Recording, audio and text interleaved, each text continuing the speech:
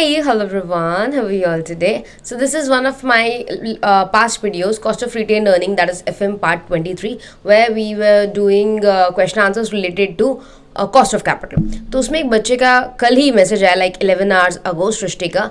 Question में brokerage 2% दिया है तो 1 माइनस 0.02. ओके इसमें क्या कन्फ्यूजन हो रहा है, let me explain very simply.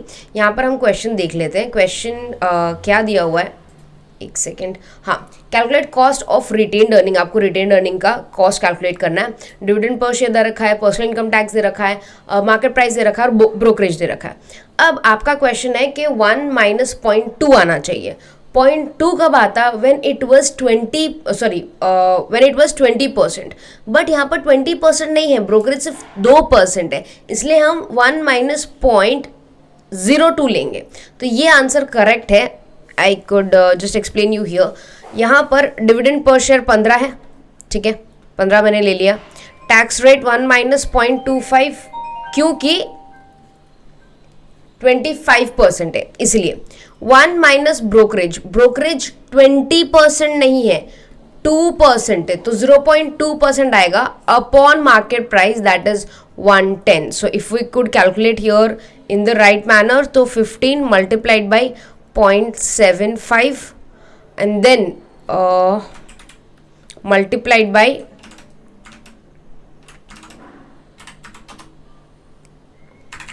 1 minus 0.02.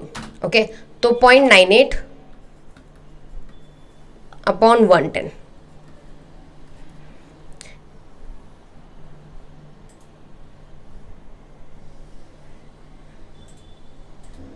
Okay, अब इसी को मैं आगे ले चलूँ तो 15 multiplied by 0.75 multiplied by 0.98 upon 110 multiplied by 100. तो ये आ गया 10.02%.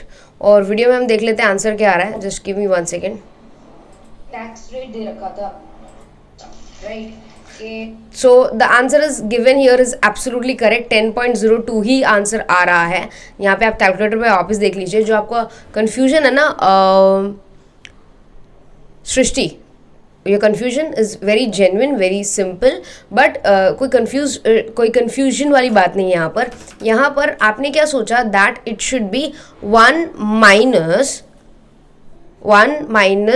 0.2. बट ये कब होता, जब आप 20% लेते. बट ब्रोकरेज कितना है, सिर्फ 2% है. So will take 1 minus 0.02. Okay, that is your confusion.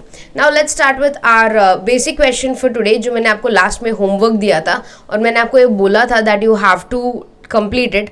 I hope आप लोगों ने कंप्लीट कर लिया. So let me calculate this for you. ABC 12% debentures issue कर रही है of 10,000 each at 10 rupees. Flotation cost है डिबेंचर्स पे 2%, डिस्काउंट है 5%, प्रिंटिंग और अदर चार्जेस है 25,000. और आपको टैक्स कैलकुलेट कॉस्ट ऑफ डेब्ट कैपिटल कैलकुलेट करना है after and before tax. So let's start working on that. Cost of डेब्ट capital, will start with before tax. Okay, now सबसे पहली चीज जो हम यहाँ पर समझेंगे, that is the formula. So KD before tax is equals to I upon net proceeds multiplied by 100. Simple. तो I हमें पता है. यहाँ पर मैं वर्किंग नोट्स यहाँ पर बना देती हूँ so that it becomes easy for you.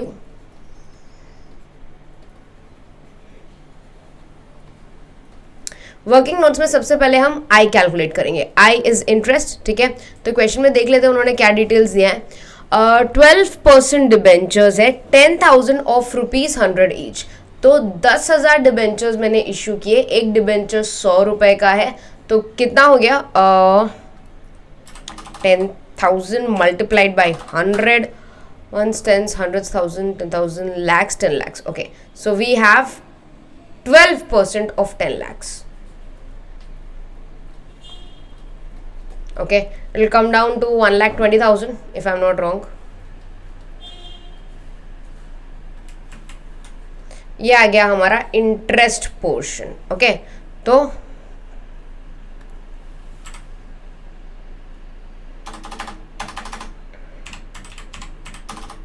1,20,000 is our interest portion. Now let's talk about net proceeds. Net proceeds क्या रहा है?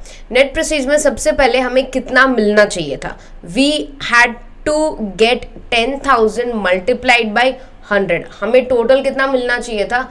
10 लाख रुपए मिलने चाहिए थे. Okay, I think you are not able to see the calculations. I'm really sorry.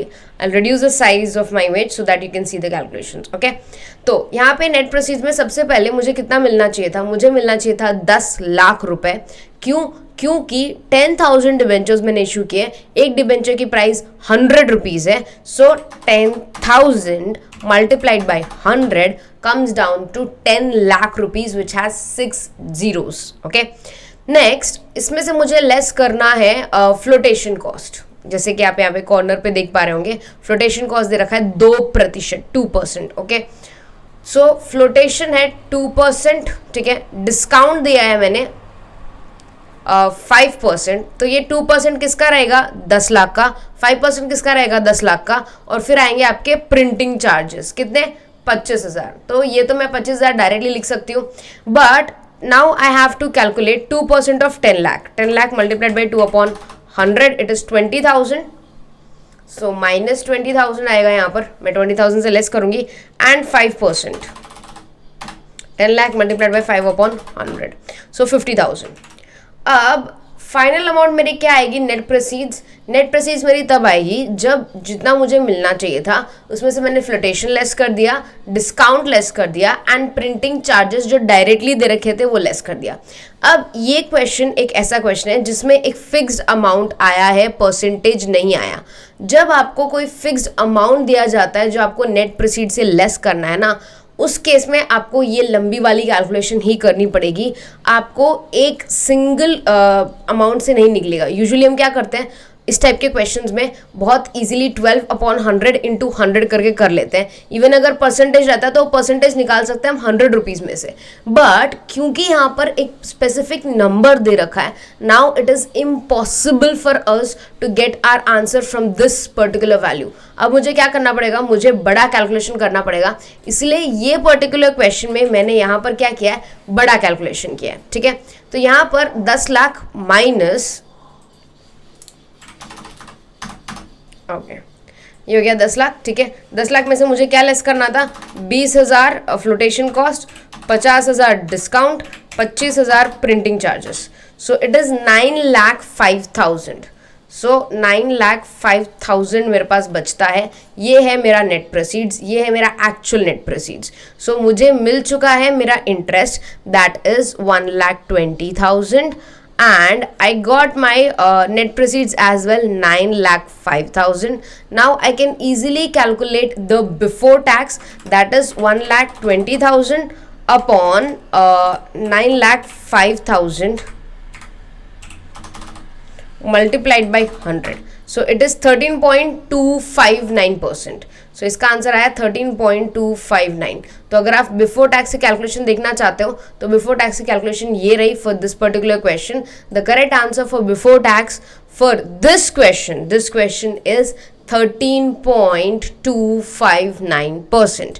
whereas इसका after tax देख लेते हैं. टैक्स 50% दे रखा है. सो बहुत ही ईजी है. KD after tax is equals to I upon net proceeds multiplied by 100 multiplied by 1 minus T, या 13.259 multiplied by 0.5 डायरेक्टली. कैसे कैलकुलेशन आया ये लास्ट क्वेश्चन से आपको समझ में आ गया होगा, ये लास्ट सेशन से आपको समझ में आ गया होगा. बट फिर भी नहीं आया तो ऑफकोर्स कमेंट सेक्शन में आप मेंशन तो कर ही सकते हो. मल्टीप्लाइड बाई 0.5, 0.05 नहीं 0.5. Okay, so 6.629 is the right answer. So in this particular question the correct answer is 13.25, 6.62. So the correct answer for this is before tax it is 13.2 and after tax 6.6. Okay, so these are the correct answers for this. अगर आपको एक question नहीं समझ में आया हो तो please video एकदम स्टार्टिंग से वापस ज़रूर देखिएगा. और अगर कोई और भी डाउट हो, you can always mention in the comment section. I will help you all. And I hope आपका डाउट क्लियर हो गया होगा. I think yes Srishti, I hope आपका डाउट क्लियर हो गया होगा. अगर फिर भी कोई डाउट है तो please do mention. Okay, bye everyone, take care.